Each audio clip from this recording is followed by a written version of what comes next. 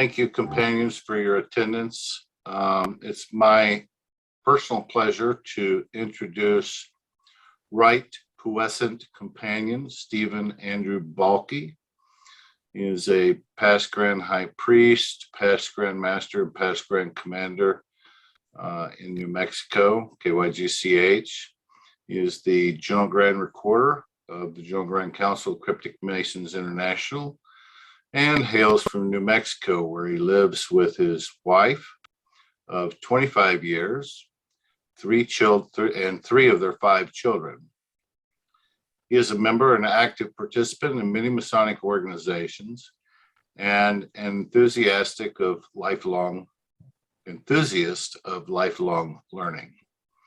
Stephen focuses his Masonic efforts in the Council, the York Rite Leadership Program, Masonic Rosicrucians, and further study through the ritual and practice of Masonic appendant and concordant bodies. And we'd like to welcome Steve to this presentation. It's all yours, sir. Thank you, sir. Well, good afternoon, everyone.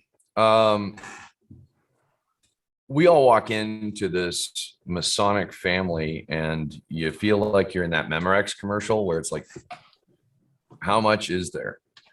And some questions came up to me, at least, and they may have come up to you. Like, you know, those are some very, shall we say, stringent results if you break your obligation. What are we doing in here that is so damned important that we have penalties such as they are? And why is it that people aren't paying attention to that? So what I've done is I've gone digging, and I think I found a little bit of something. And the first part of this is actually going to be what some people might call long and drawn out, but there's got to be some there in order to have the rest of the discussion. And I really think that people have a winning lotto ticket. And I'm talking about every single Master Mason out there. And I'm just going to limit it to the first part. But they put the winning lotto ticket in a nice little frame on their shelf. And they put the winning lotto ticket in their wallet. And they put the winning lotto ticket anywhere but going and cashing it in. And I think that all of the conversations that we're having about membership could be severely influenced by us coming to a better understanding of why we're supposed to be there. So bear with me. If you see some fruit, then we'll have a lively discussion. If you don't, then I'll hear crickets. Masonry is a magical formula, and magic being, from this discussion, what is not explainable by science or not understood by ignorance. And it's magical because it overcomes barriers that we have developed throughout our growing and becoming as a person. So let's talk about that for a little while, because in order to understand what Masonry actually does, we have to understand what it has to overcome. When you are first becoming, you start out as 2 cells that come together and then propagate. And that's an interesting timeline, because these cells, when they split, they have different functions. And they keep having different functions until they cover everything that makes us, us. But there's some interesting nuances during that process. The resulting us is a corporeal person, and we have a brain that is not too far distance from other primates.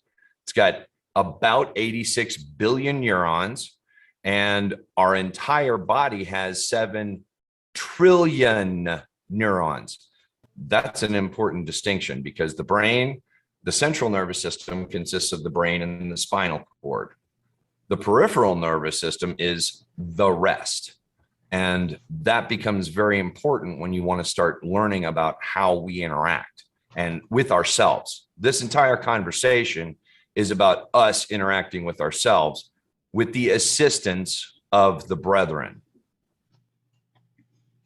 Now, to give you a comparison, everybody here has the Windows users here have an i3, an i5, or an i7 computer in front of them, something like that. Maybe it's a little older, maybe it's a Duo, whatever.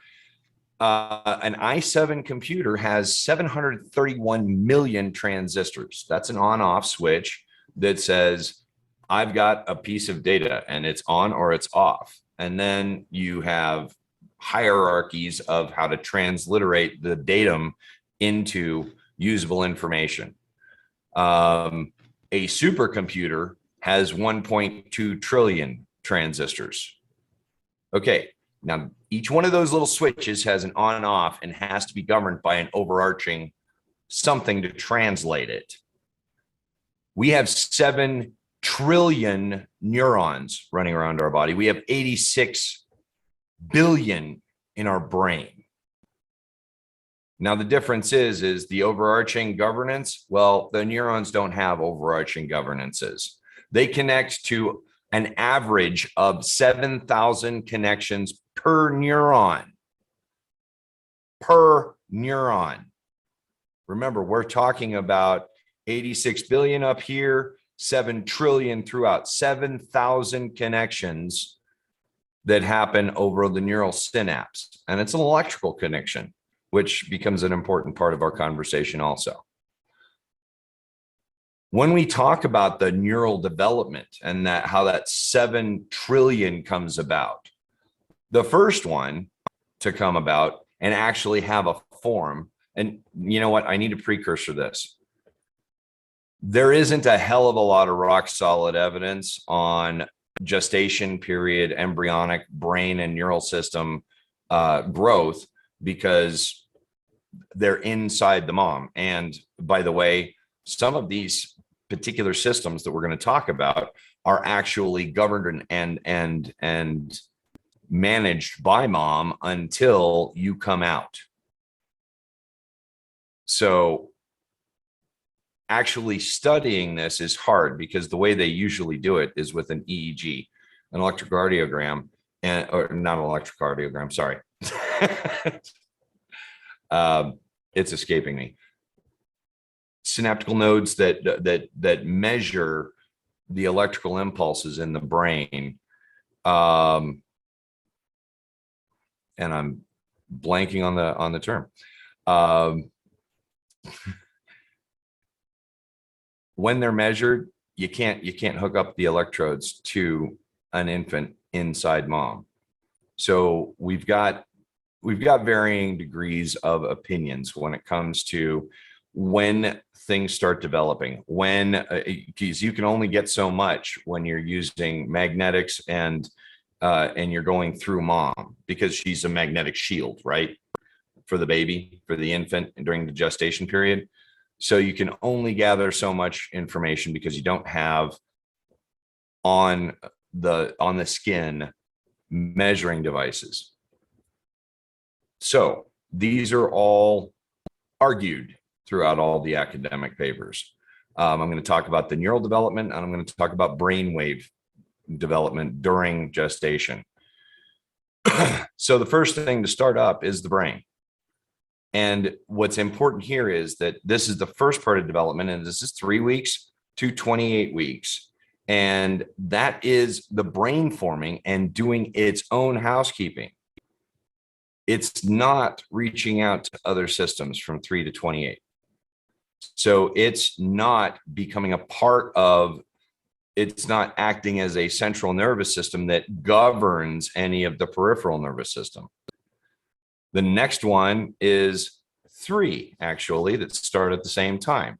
The inferior mesenteric plexus, the superior mesenteric plexus, and the heart plexus.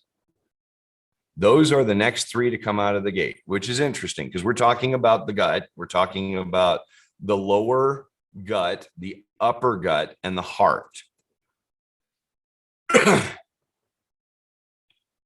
During that period, 4 weeks to 9 weeks, those are where the concentrated efforts are: the brain, the heart, and the digestive and reproductive system areas of the body. Next comes in at 9 weeks, where the solar plexus or the celiac plexus comes under development, then the thyroid plexus, and then the pituitary plexus, both of those at 11 to 12 weeks. Now, the gestation period of a human being is 40 weeks. Now, there's one major plexus that I have not cited yet, and this is really interesting, guys. The pituitary plexus does not start operating until 9 to 12 weeks postpartum. So for those of you into the esotericism, what I've just done is actually mapped out the organs and the plexus references that would align with a yogic chart or a Sephiro chart. It's interesting to go and look at that. That's really not what we're here to talk about today, but if you want to follow up on that, it's interesting. Once these systems are starting to be in place, they communicate, as we said, by electrical signals. These are not huge electrical signals. These are microvolt, they're measured. But as you go through, even if they're micros, these start to add up. And as you go through your gestation period, you start seeing a lot more electrical activity. Now, what's interesting is, and they can, but they argue about this as well. They can talk about the hertz or the frequency. Now, if you want to talk about the frequency, the hertz at which the brain operates, we call those brain waves. And what that is the number of electrical pulses per second is measured in hertz. So when an electrical pulse goes off, it starts at the crest of what is known as a wave when you're looking at an oscilloscope. And the time it takes for it to go to the crest of the next wave is the cycle per second. So 1 hertz is 1 cycle per second. 2 hertz is 2 cycles per second. The brain waves operate at different hertz and have actually been mapped to different ways we are interacting with our world at the time. So when you are when you're a fetus, or when you're young, that is up to 3 to 4, again, they're arguing about when it stops and starts, but I think it's individual to a large extent. When you're 0 to 3 years old, you're operating mostly at a delta state, which is 0.5 hertz to 4 hertz. Now, the interesting thing is, if you go to someone like a guru who meditates, they are looking to attain this delta state, because that is where you are most able to commune with yourself. When you're hypnotizing someone, the most suggestive state is the delta state. And for the first 3, we're going to have graduating levels of suggestibility. And that's because you are operating at a slower pace. Therefore, you are able to bypass automation. Again, we're going to get to that in a few minutes. But when you get into those lower frequency states, you are the most suggestive. You are the most able to interact with yourself. The next brainwave state is the theta state. And this is 4 to 8 hertz. This is a really deep sleep state. In other words, this is where all of your repair, this is where all of your regeneration happens. And this is a good meditative state. It's not the deep meditative state, It's not when you interact with the autonomic systems, but it's a good meditative state. And really, actually, if you're a heavy practitioner, that's where you really are looking to get to first until you're, a yogi sitting on a mountaintop. The next state is the alpha state that runs from 8 to 13 hertz. And I forgot to map this. The theta state is what you're operating in most of the time from 4 to 7 years old. Now, if you've ever heard 7 is the age of reason, well, that's kind of about the place where it switches over and you start operating more in an alpha state. The alpha state is where you are in REM. It's where you are in 7 to 13, which is why your imagination can still run wild and sometimes cattywampus all over the place.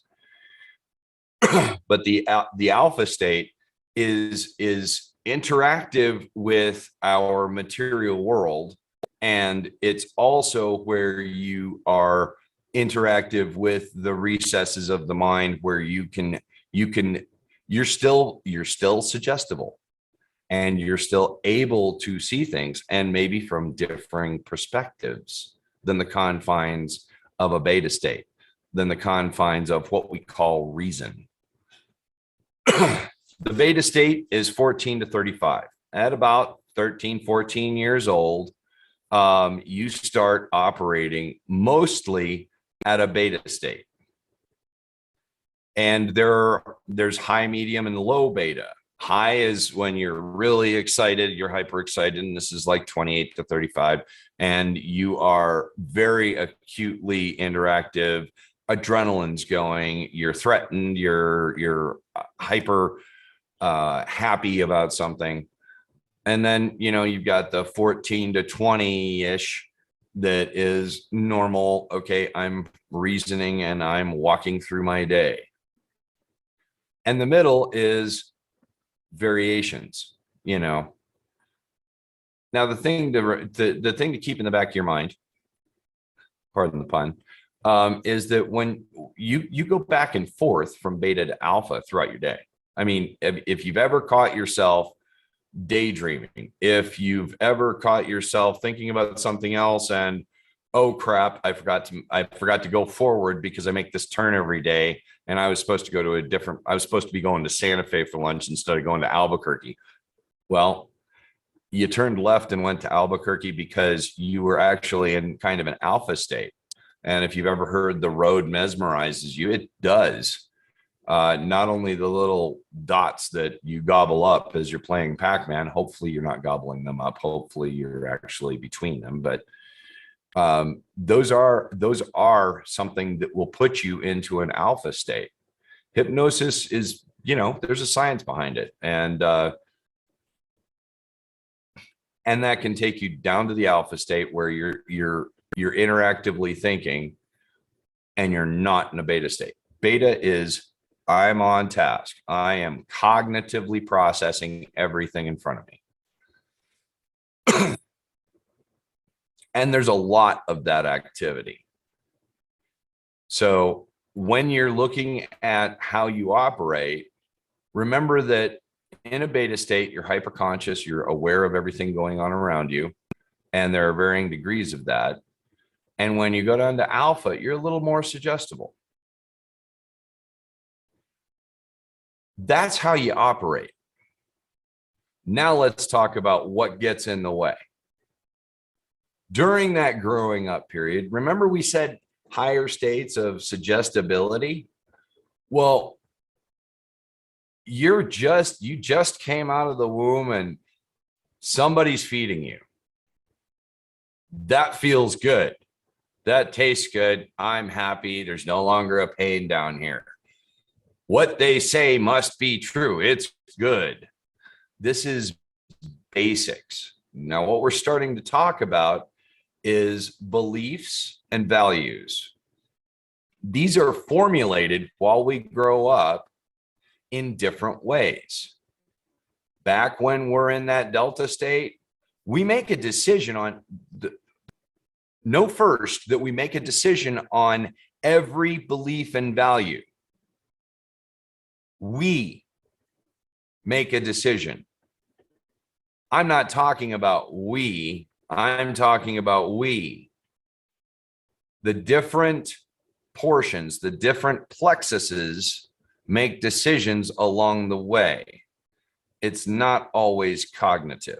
And that's why we have an autonomic nervous system that functions. So we make the decision. This person is feeding me. That makes my inferior mesenteric plexus very happy because my stomach is full and I am now digesting and things are going through the intestines and I am satisfied. Yay. What she says must be valid. So we can formulate a belief that is based upon absolutely nothing but what they said or emoted, because they gave us what we needed and we are highly impressionable. Stick a pin in that. As we go on through life, we make more decisions on beliefs. When we start coming back into this theta state, we start thinking, that's blue. So if somebody said that's green, a green sky, when we were little, we start questioning it. We don't just swallow it, but we start questioning it. And then by the time we get around to the alpha state, that age of reason, we're starting to question some of those decisions. And the important part to remember here is if we question every decision that was presented that we made, determined by what we believed this person who gave us food, that is also an affect. That's a sidebar affect, but the belief in the where we got this information has an important impact. And that's where we get a lot of the, oh, I've got to go find the answer myself. Oh, I've got to. And that will form how the person operates in gaining an understanding and making decisions. So a lot of your highly intellectual people are probably people who at some point during this early age of reason decided, I got to go find out for myself on almost every damn thing. And the only things that aren't really affected by that are the autonomic systems that do continue to work.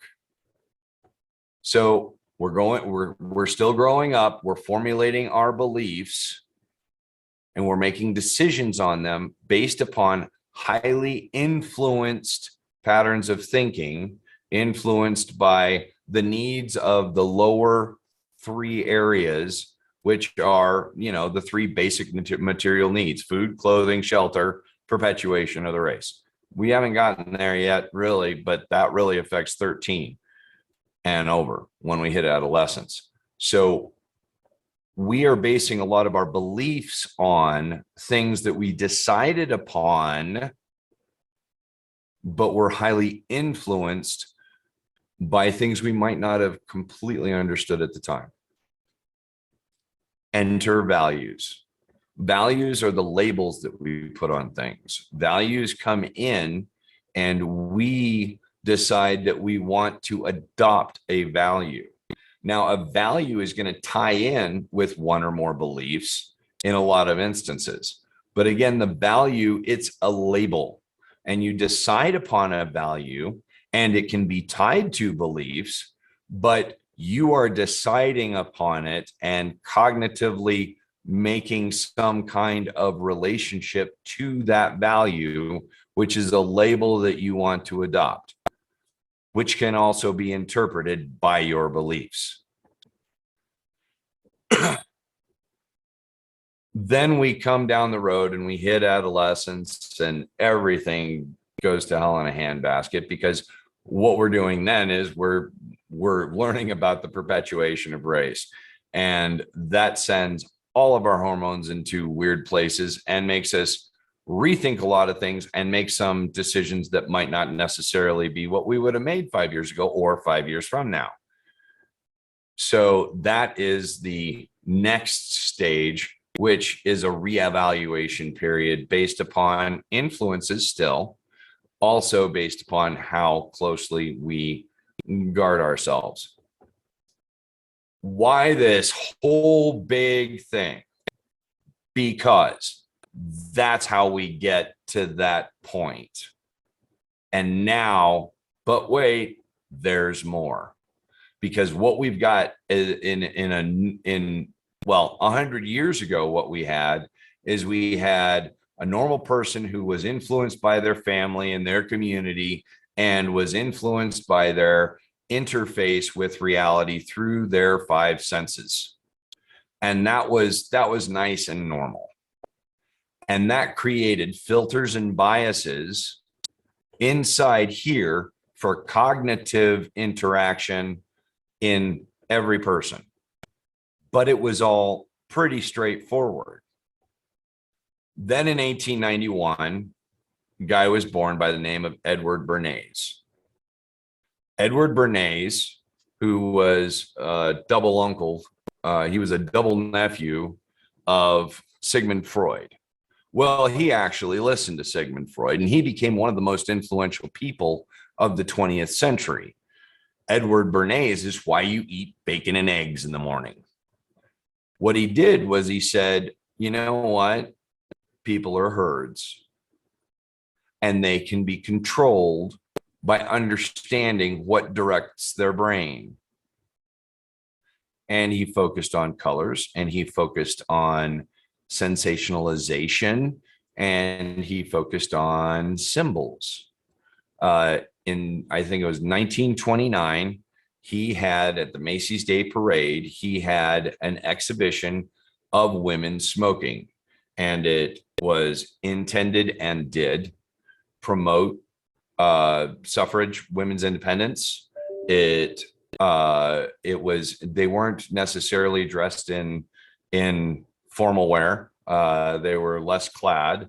It broke down a lot of barriers.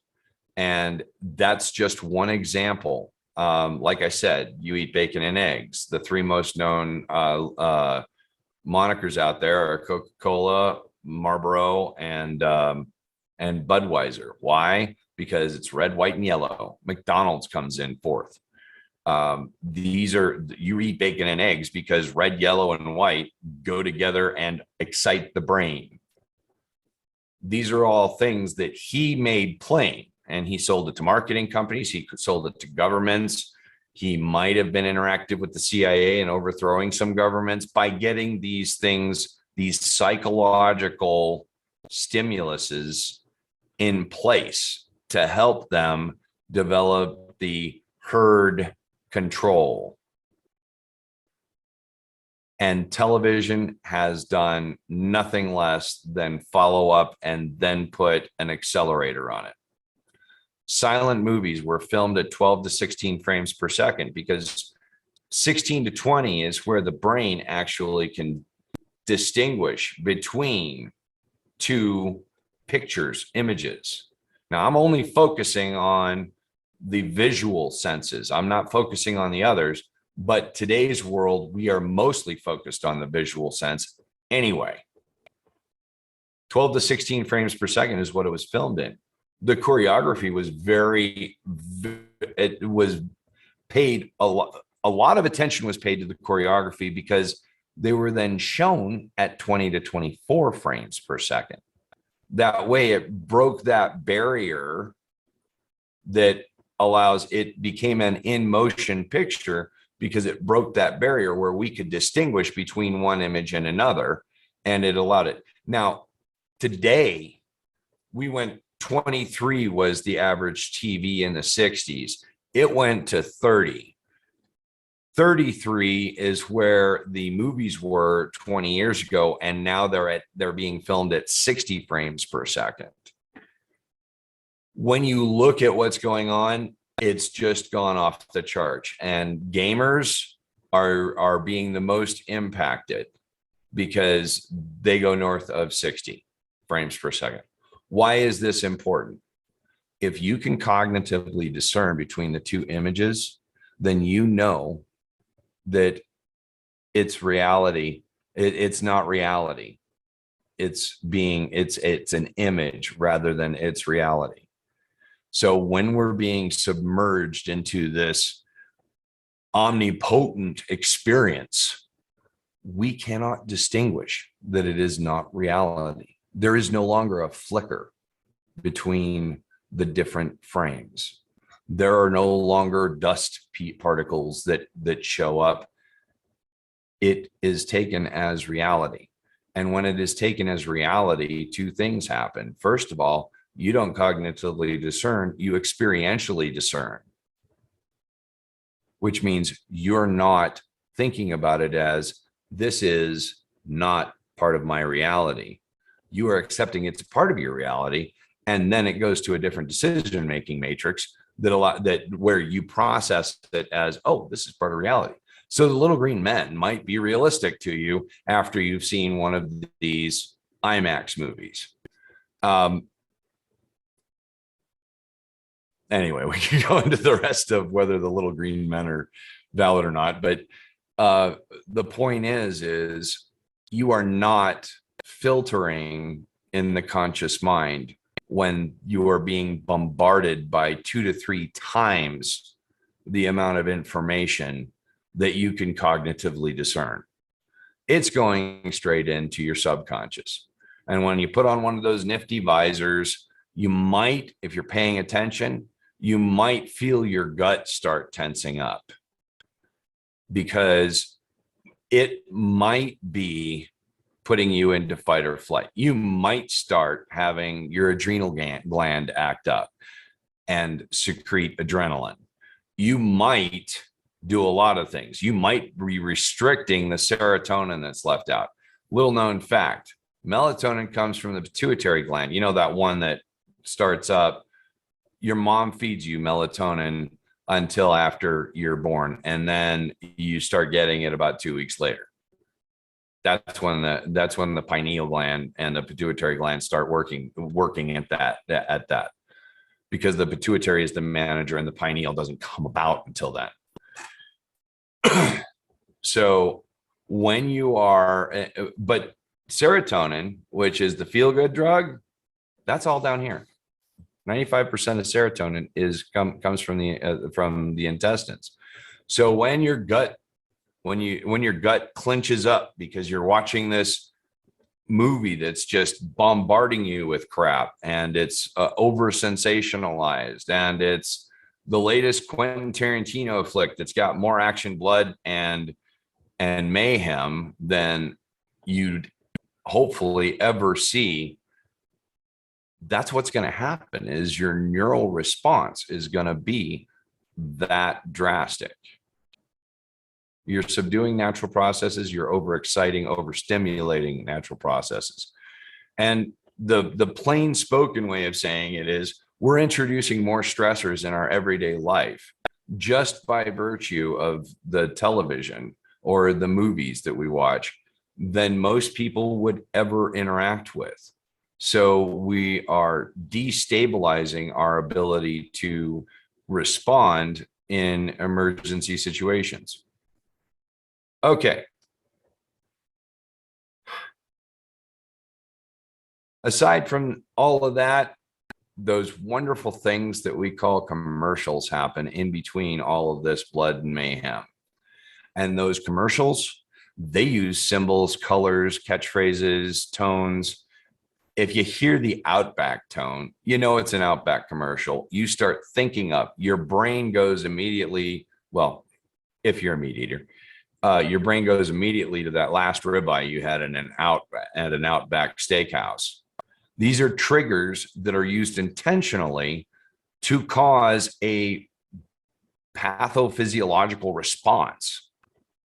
And they're used extremely well. Thank you, Edward Bernays, because he broke the barrier. He said, these impact the brain. We're bypassing. Again, now TV has exacerbated the ability to bypass. The frame rate has exacerbated the ability to bypass, and we just go straight past it. So that's what we're trying to overcome. Those commercials tell you everything you need to do well, this is the new. And if you've ever talked to anybody about Barbie on the television, there was a funny song about it, in a plastic world. They're not real. But again, they're making it real to us by putting it into the commercials. They're making it so that our automated systems accept, oh yeah, that's real. I mean, we saw it, we heard it, we smelled it. I smelled it because it activated the neural synapses that were there the last time I was at Outback cutting up my steak. I smelled it because you can relive. It's called imagination. That's one of our powerful tools. And the television has kind of taken it over. The movies have taken it over because they want to sell us to keep up with the Joneses. What does all this have to do with masonry? Well, if you want to get by this stuff, then you have to have something that knows how to get by it, that knows it exists in the first place. Well, masonry has known this for hundreds of years, period. If you go back to the rituals, masonry knew how to do this. I'm not going to get into any particulars, but let's talk about sensory inputs. Most of our sensory input is, well, through glasses for me, are visual inputs. That's what we have come as a society to rely on for most of our interpretation, understanding, and acceptance of what the world is, the material world is around us. Well, if you remember what we do, that's taken care of.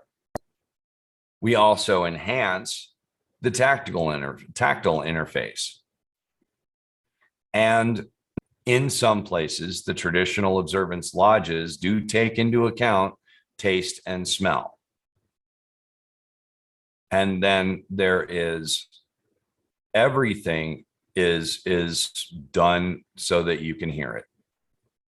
And that I'm not going to go too far into because that is, I'm going to go into some of the particulars, but the hearing is your main interface during the degree. But again, we've enhanced the tactical, and we've mitigated the fact that most people are, reliant on, it's their crutch. If they don't see it, they don't believe it. Well, you got to see it to believe it. No, you don't. You got 5 senses. So walking in, we are prepared by altering the sensory inputs and destabilizing what the brain is used to receiving on a normal basis. We also sit there and say, why are you here? Actually, we don't ask them why they're here. We just make sure that they commit themselves. So when you say something, that actually has a power behind it. It is a materialization. So let's do a sidebar real quick. What's material and what's not material? What is a part of this manifestation of existence and what is not? Well, if we go into quantum theory, we know that a wave, and we're going to dissociate the brain waves for right now, but we know that a wave is not material. It's not observed. It is energy. It is the infinite potential, right? But in order to get it to materialize, it has to materialize. Now let's go back to how the brain operates, how the neurons operate. If you think there is an electrical impulse, there is a synaptical response between 2 neurons. When you think that happens, that is a physical manifestation. When you think and apply emotion, that is going to be a more pronounced physical manifestation because it's going to get other neurons involved. Remember, we can have up to 7,000, well, no, it's not up to, I'm sorry, an average of 7,000 connections per neuron. So when you think, you have just gone out and stimulated some connections. When you apply emotion, you have really geometrically advanced the number of neural connections that you are impacting. When you speak, you now have to go over that. It's kind of like taking notes. You're going over the same thing over and over again, which is what keeps it there. It's what makes those neural pathways solidified and used. So the whole idea that you think, you speak, you act, that is materialization starting from the thought, because there is a synaptical response between two neurons. So when you're looking at that, you are in the material world. You are thinking, therefore it is a part of your material world. When you speak it, you are now manifesting it in front of others, but it is a manifestation. So back to where we were. First, we prepare you. No, first we get you to declare why you're there. So that instruction into your brain says, I'm here to be serviceable. I am here to learn. I am here to be taught. So that breaks down a couple of barriers for us. That allows us to accept more readily. Now we've broken down a couple of other sensory barriers, and now we're going and we're going to, the first thing we are going to do is say, and we say it differently, but we say, I don't have all the answers. And if you don't say that, you get introduced to the door without ever having seen the construct of the lodge.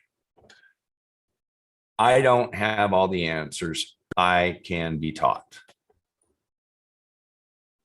And then you go around and you say hi to folks, and everything is done 3 times to make sure that you are saying what you mean, or that you mean what you say. And by the way, as an aside, if you don't take the candidate and tell them that complete sentences is always the way to answer a question, you're doing them an injustice, because yes is not an answer. I am is an answer. But that's, just Steve's opinion. When you're taken around the lodge, you are becoming a living symbol, and you're introduced to 3 people, and you're asked questions. Now we're going to jump ahead a little bit, but I'd like you to keep in mind that when you're circumambulating. Now, I was taught this, and this might just be New Mexico. It's not just New Mexico, but it might not be your jurisdiction. When you're circumambulating, you are learning the journey. When you're being reconducted, you're reviewing the journey. So not during that first part, and I'm not even going to go into the obligation, but when you're circumambulating the lodge, when you're being conducted around the lodge, you are being introduced to ideas and concepts.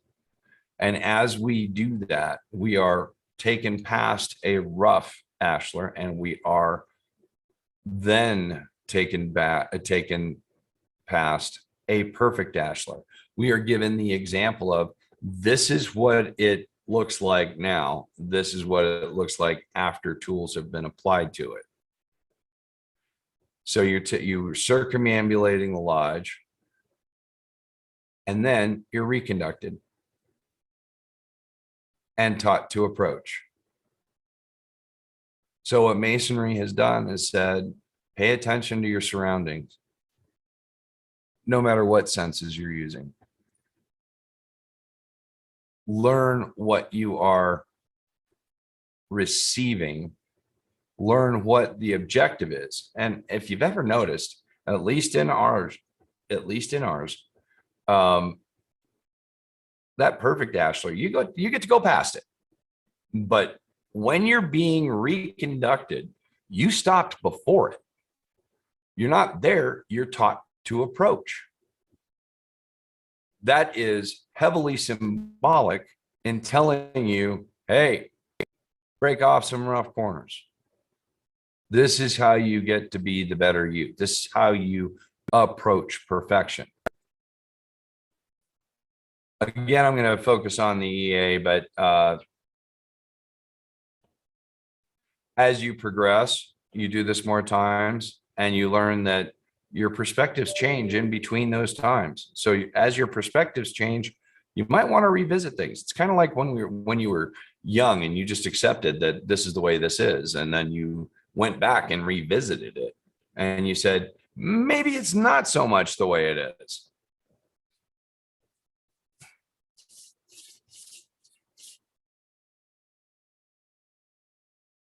Yep, I can't go too much further in, but I think I've described when you're in the lodge, we've overcome a lot of the things that society throws at us in order to make it so that you are getting the best experience you can if the degree is done right.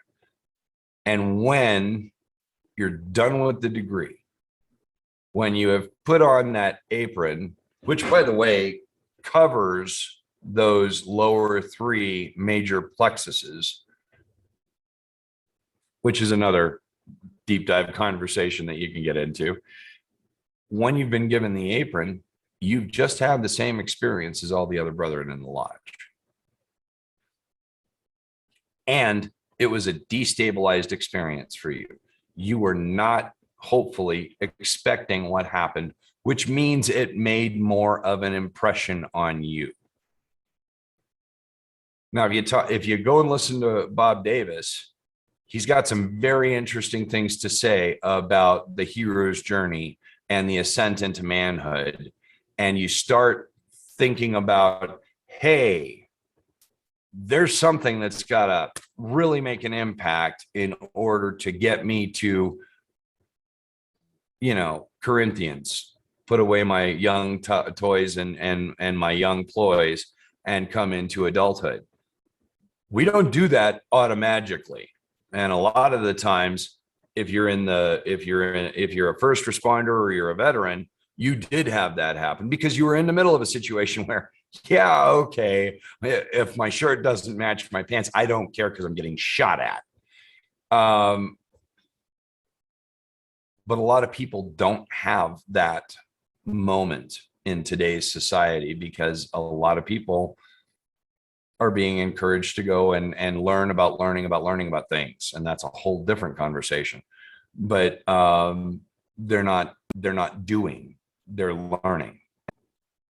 So what Masonry does is it takes you through an experience and then tells you what happened in a lecture so that you have not only experienced it first, and it's experienced in such a way that it is intended to make an impact.